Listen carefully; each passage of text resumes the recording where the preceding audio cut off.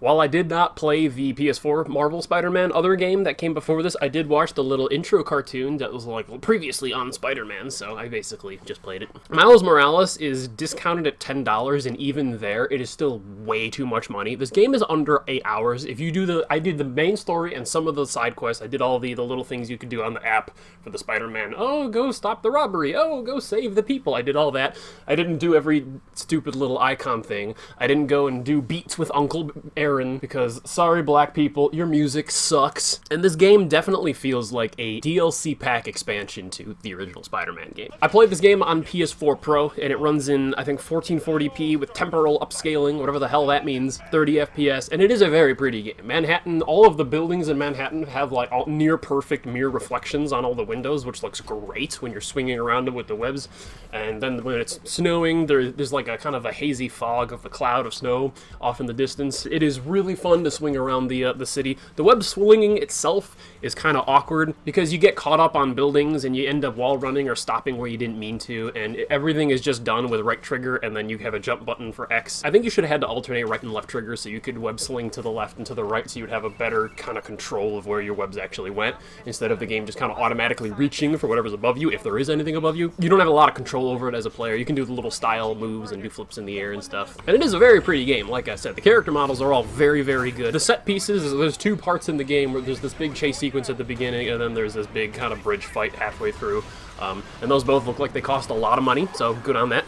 Those were fun. And the camera works really well. It moves around smoothly. I never lost track. It never got stuck in front of me. And I like the suit variety, the red and black and white suits that sometimes have like coats and hats on them. So there's a deaf girl that you talk to. She's got a scarf and you do something for her. And then she gives you her scarf and it's like, oh, this is sweet. And then Spider-Man knows sign language, so he like signs it to her. And I'm like, okay, so is he deaf now too? Was the virus in the scarf? What's that movie where there's like a ribbon around somebody's neck?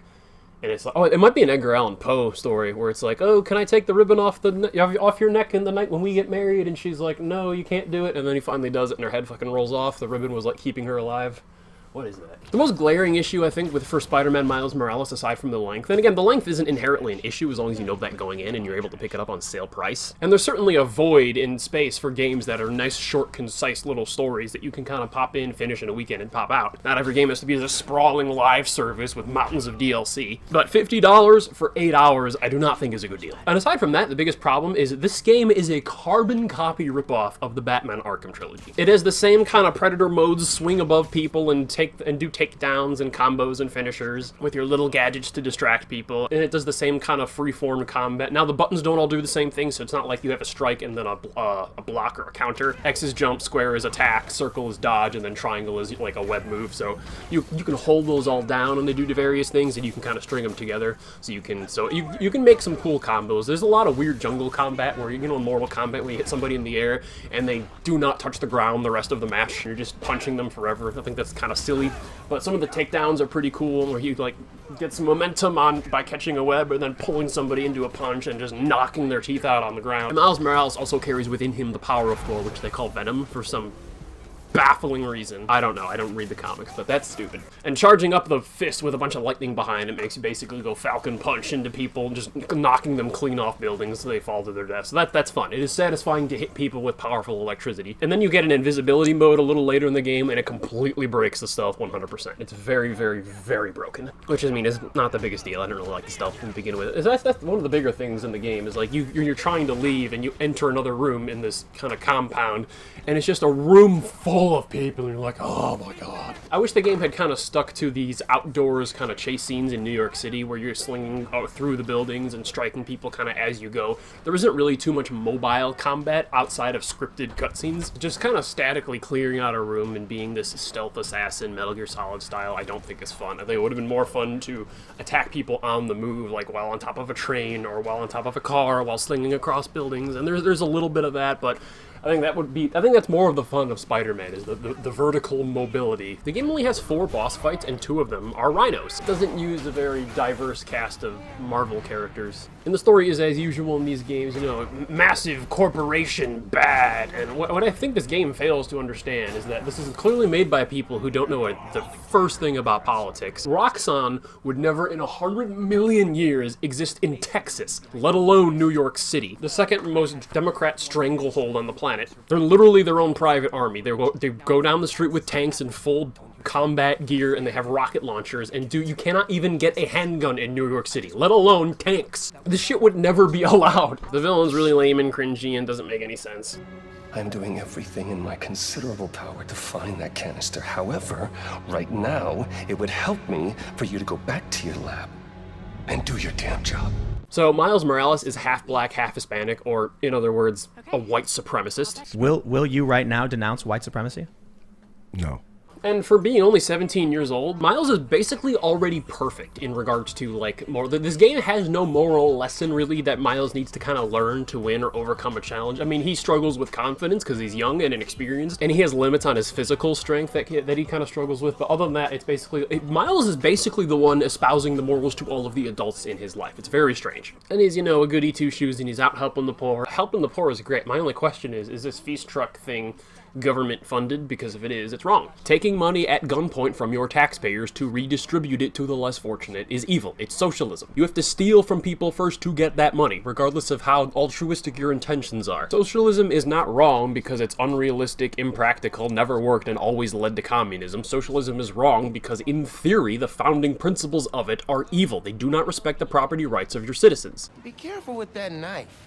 Knife control? Are you serious? Dude, you're a vigilante with superpowers and military-grade weapons, you damn hypocrite. And Miles makes a small comment about, like, it's bad enough they're stealing on the holidays, but they're stealing from the poor. Newsflash, morality check. It is no more wrong to steal from the homeless poor than it is from an Amazon truck. Stealing is stealing, it is always wrong. How fortunate you are does not determine how much of a right you have to your own property. All right, robbing from Jeff Bezos is just as wrong as stealing from some homeless poor lady. Now, if you're doing it sinisterly just because you know they're less fortunate, there's an argument there, but speaking of which, like, nothing will give you less sympathy for the poor and the homeless than actually volunteering at a homeless shelter. Have you actually volunteered at a homeless shelter? Because I have. They all have iPhones, all right?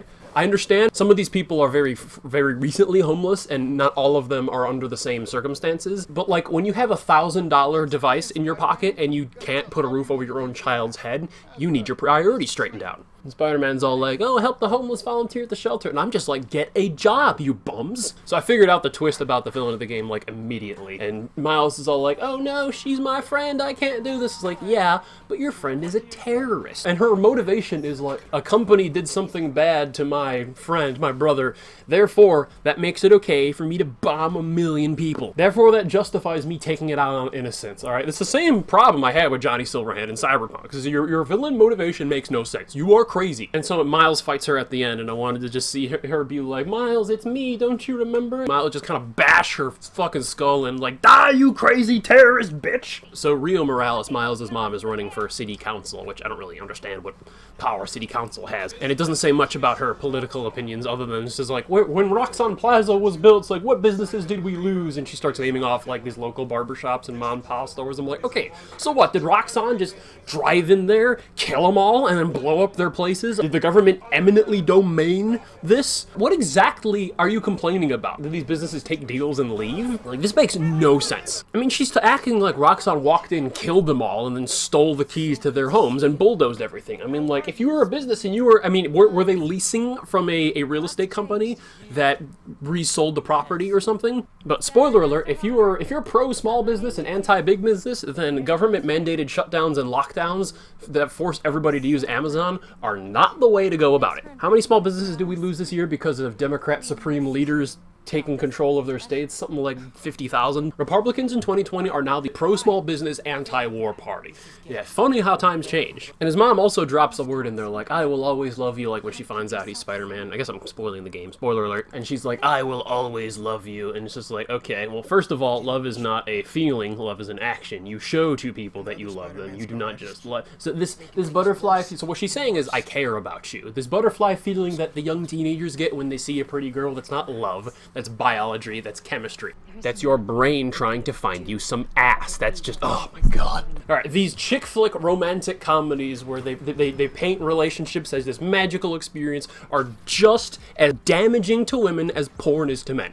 There is no such thing as a soulmate. There is no such thing as the one. You pick one, and then they are the one. All right, now granted, she's just being a mom. She's just being, you know, a caring, loving mother. But to say, like, I will always love you is like, okay, are you implying there's nothing he could do that would ever make you turn on him? Which is amoral. I'll tell you, if my child turned into a rapist, I would stop loving my child. If my child voted Democrat, I would stop loving them. Your family is not the ultimate arbiter of good. Your family does not decide what is right and wrong. Your family is not the thing you go for against all other costs. Your family should be second on the list behind, you know, God. Oh, these are certainly altruistic intentions. They're shallow and hollow and they fall flat. There are certainly things that are bad enough that you do not choose family over. That didn't have anything to do with anything. I think the game is exceedingly average. I don't think it does a whole lot original. I do not think it's worth the asking price. I think the story's pretty lame, and you're not going to get much more out of this outside of a small distraction. Gotcha.